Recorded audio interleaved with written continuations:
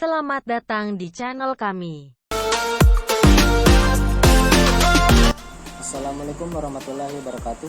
Kami dari kelompok Konstitusi Amerika Serikat atau USA yang akan memaparkan materi tentang sejarah Konstitusi Amerika Serikat atau USA beranggotakan 8 orang.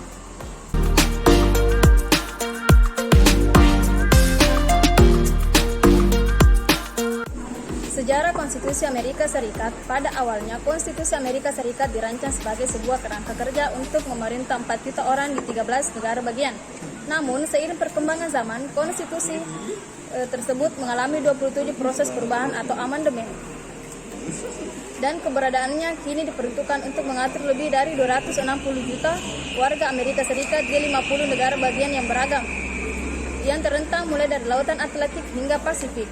Dalam sejarahnya, Konstitusi Amerika Serikat sejatinya sudah disusun dan diterima di beberapa tahun setelah pernyataan kemerdekaan Amerika Serikat yang ditandatangani pada tahun 1776 C.P. Strong dalam bukunya Modern Political Institution, An Introduction to the Comparative Study of the History and Existing Forms, membagi proses pembentukan Konstitusi Amerika Serikat ke dalam 2 tahap yang dimulai seketika 13 negara bagian induk masih menjadi negara koloni di bawah pemerintahan Inggris. Tahap pertama, Konstitusi Amerika Serikat diwujudkan dengan mengadopsi pasal-pasal konfederasi atau The Article of Confederation pada tahun 1781, di mana pada saat itu belum disepakati untuk mendirikan negara federasi yang sesungguhnya, melainkan sebuah konfederasi menurut C.P. Strong. Meskipun dalam negara konfederasi terdapat perikatan negara-negara bagian, namun sifatnya masih terbatas dan tidak ada kekuasaan pusat yang kuat. Konstitusi Amerika Serikat sejatinya merupakan upaya untuk mewujudkan prinsip-prinsip yang dinyatakan dalam satu Declaration of Independence 1776. Deklarasi tersebut diangkat dari basis filosofi Prancis dan aliran pencerahan Inggris. Tujuan utama Konstitusi Amerika Serikat adalah menjamin hak-hak negara bagian.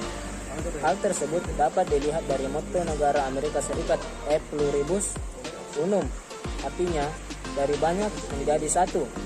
Oleh karena itu, untuk menganalisis dan mengetahui kandungan isinya, kita akan menggunakan beberapa parameter yang telah dirumuskan para pakar. Miriam Budiarjo menyebut bahwa setiap undang-undang dasar atau konstitusi memuat ketentuan-ketentuan sebagai berikut. 1. Organisasi negara. Misalnya, pembagian kekuasaan antara badan eksekutif, legislatif, dan yudikatif. Masalah pembagian kekuasaan antara pemerintah pusat, pemerintah federal dengan pemerintah daerah, pemerintah negara bagian, prosedur penyelesaian masalah pelanggaran yurisdiksi lembaga negara. 2. Hak-hak asasi manusia. 3. Prosedur mengubah undang-undang dasar.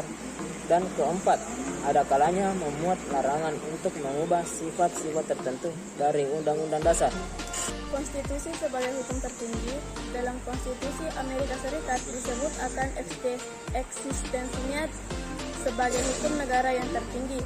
Klausa ini dapat diartikan bahwa jika undang-undang atau produk hukum yang dikeluarkan negara bagian, meskipun telah disetujui oleh legislatif negara bagian maupun Kongres Nasional, namun dianggap bertentangan dengan undang-undang dasar atau konstitusi negara federal, maka undang-undang tersebut tidak mempunyai kekuatan hukum sehingga dapat diajukan proses judicial review ke Mahkamah Agung.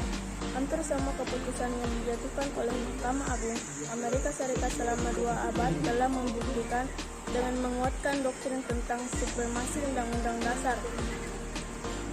Mereka mendelegasikan kepada pejabat publik untuk melakukan urusan pemerintahannya. Biasanya, jika amandemen dikehendaki, rakyat Amerika Serikat dapat menyatakan kehendak mereka melalui kontrak suara. Demikian juga dalam Konstitusi Amerika Serikat juga diatur mengenai mekanisme pencopotan terhadap pejabat publik, di mana ditegaskan bahwa presiden, wakil presiden, dan semua pejabat sipil akan dicopot dari jabatan karena impeachment.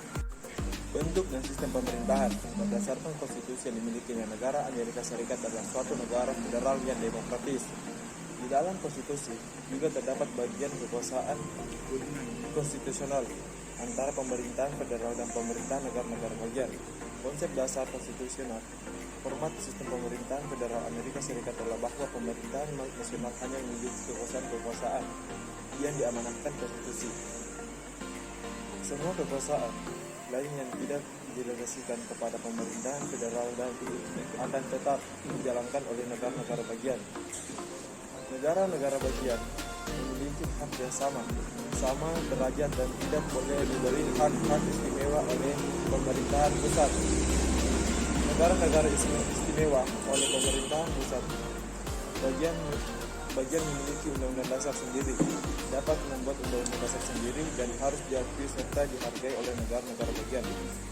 Sementara berkaitan dengan kekuasaan kehakiman dijalankan melalui badan yudikatif, yaitu Mahkamah Agung atau Supreme Court, yang bebas dari pengakuan atau pengaruh badan legislatif dan eksekutif. Keberadaan Mahkamah Agung memberikan jaminan hak-hak kebebasan dan kemerdekaan bagi individu serta menjamin tegaknya hukum atau rule of law.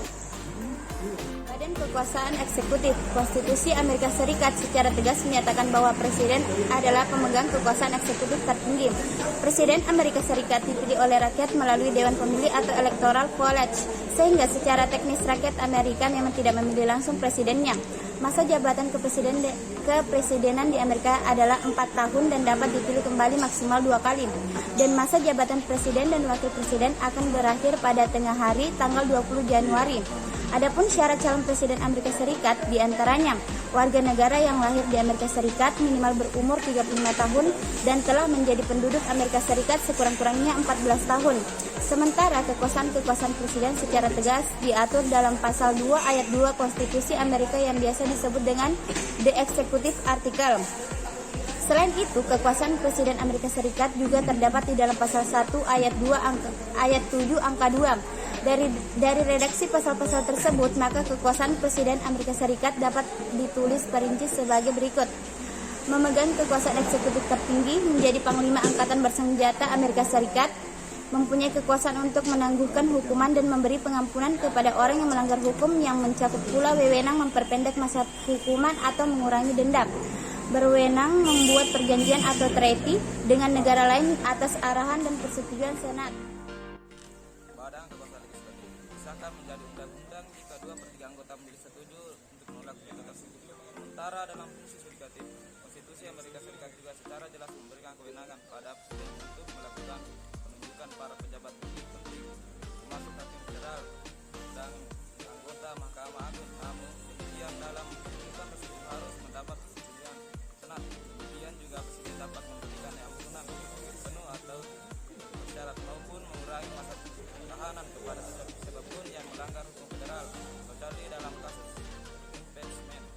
Pasal 1 Konstitusi memberikan kekuasaan legislatif pemerintah federal pada suatu kongres yang terdiri dari 2 kamar, yakni Senat dan Dewan Perwakilan Rakyat. Senat terdiri dari 2 senator untuk tiap negara bagian yang dipilih oleh badan legislatif negara bagian yang menjabat selama 6 tahun.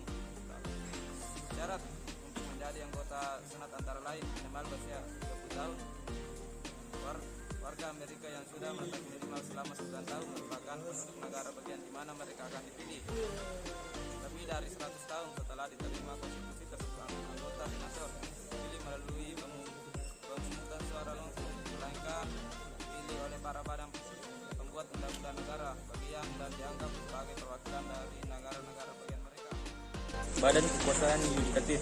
Cabang ketiga dari pemerintah federal adalah yudikatif, yang terdiri dari suatu sistem peradilan yang tersebar di seluruh negara-negara bagian dan berada pada satu atap Mahkamah Agung Amerika Serikat. Dalam sejarahnya, sistem pengadilan negara bagian sebenarnya sudah dibentuk sejak Konstitusi Amerika Serikat belum dirumuskan. Pada saat itu terjadi perdebatan di antara para delegasi konstitusi mengenai kebutuhan akan sistem pengadilan federal dan apakah posisinya harus menggantikan pengadilan negara bagian. Melalui perdebatan panjang, para delegasi akhirnya mencapai suatu konsensus, yaitu pengadilan negara bagian tetap diadakan. Pasal 3 dari konstitusi menyatakan dasar-dasar bagian sistem pengadilan federal. Kekuasaan peradilan Amerika Serikat akan berada pada satu Mahkamah Agung dan pada pengadilan lebih rendah ya dari waktu ke waktu mungkin ditentukan dan dibentuk oleh Kongres. Dengan merujuk pada amanat konstitusi tersebut, Kongres Amerika Serikat membagi negara bagian menjadi beberapa distrik dan membentuk pengadilan federal untuk tiap-tiap distrik. Sampai saat ini komposisi dan struktur lembaga peradilan yang masih berlaku adalah Mahkamah Agung, 13 pengadilan banding, 94 pengadilan distrik, dan 2 pengadilan yurisdiksi khusus. Sampai saat ini Kongres memiliki wewenang untuk membentuk maupun membubarkan pengadilan federal serta menentukan jumlah hakim pada sistem pengadilan federal. Akan tetapi Kongres tidak dapat menyediakan Mahkamah Agung jaminan dan perlindungan hak asasi manusia jika merujuk pada rumusan Konstitusi Amerika Serikat. Ketentuan amandemen demokrasi di dalam Konstitusi Amerika Serikat juga diatur ketentuan prosedur dan mekanisme perubahan atau amandemen konstitusi. Amandemen dapat dilakukan apabila 2/3 anggota kedua kamar atau Senate dan House of Representatives memandang perlunya suatu amandemen. Amandemen dapat diusulkan oleh Kongres maupun atas permintaan badan legislatif dari 2/3 jumlah negara bagian. Setelah diusulkan kemudian digelar sidang untuk membahas usulan amandemen berupa pembahasan segala maksud dan tujuan amandemen tersebut. Apabila usulan tersebut disahkan oleh 3/4 badan legislatif dari negara bagian. Adapun beberapa pasal terkait tentang ketentuan amandemen demokrasi di dalam Konstitusi Amerika Serikat antara lain ialah pasal 1 terdapat 5 ayat. Ayat 1 ialah semua kekuasaan legislatif yang ditetapkan di sini akan diberikan kepada sebuah Kongres Amerika Serikat yang akan terdiri dari sebuah Senat dan Dewan Perwakilan Rakyat. Ayat 2. Dewan Perwakilan Rakyat akan terdiri dari para anggota yang dipilih setiap tahun kedua oleh rakyat di beberapa negara bagian. Adapun rangkuman dari materi kami ialah Konstitusi Amerika Serikat adalah hukum tertinggi di Amerika Serikat.